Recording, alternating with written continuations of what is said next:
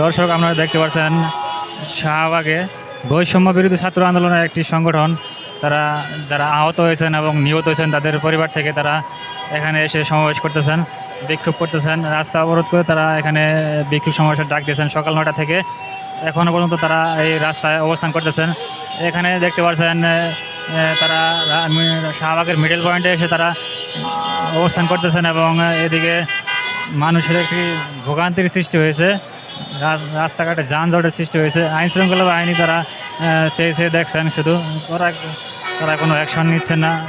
সকাল থেকে এই আন্দোলন চলতেছে, বিভিন্ন সংবাদ মাধ্যমে এই আন্দোলনটি কভার করা হচ্ছে।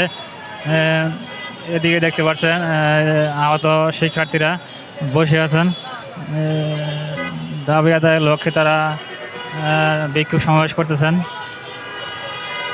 এদিকে বিভিন্ন সংবাদ মাধ্যমে তারা তাদের মনের দুঃখ কষ্ট শেয়ার করতেছেন। এদিকে দেখতে পাচ্ছেন এক আহত আন্দোলনকারী যে